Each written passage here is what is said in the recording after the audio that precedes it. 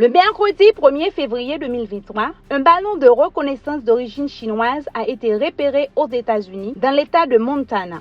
Le gouvernement chinois en a exprimé son regret de dire qu'il s'agit d'un appareil civil d'études météorologiques, ce que les officiels américains ont refuté. Voici une brève histoire de l'utilisation des ballons à but militaire en 5 questions.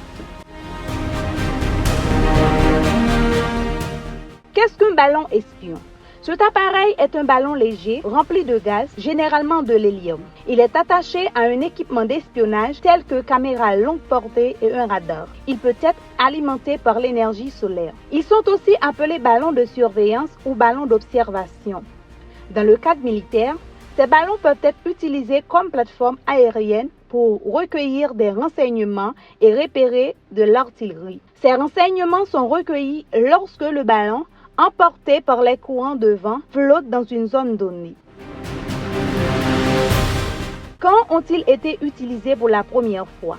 D'après le journal The Guardian, les Français sont les premiers à utiliser des ballons de reconnaissance lors de la bataille de Fleurus contre les troupes autrichiennes et hollandaises en 1794. Ils ont également été utilisés dans les années 1860 pendant la guerre civile américaine où des hommes tentaient de recueillir des informations à l'aide de jumelles. Les ballons explosifs sont-ils interdits en temps de guerre? Lors de la Convention de La Haye de 1898, il a été décidé que des ballons ne doivent pas être utilisés pour larguer des bombes. Cependant, on a continué avec cette pratique pendant la Seconde Guerre mondiale. Aux États-Unis, une personne a été tuée par l'un de ces ballons lors d'un pique-nique. Dans quelle mesure des ballons ont été utilisés lors de la Deuxième Guerre mondiale? Selon le Musée national des forces aériennes des États-Unis, de novembre 1944 à avril 1945, le Japon avait lancé environ 9000 ballons armés de bombes vers les États-Unis. 285 ont été récupérés à travers le territoire américain. Les ballons d'observation sont-ils encore utilisés à des fins militaires?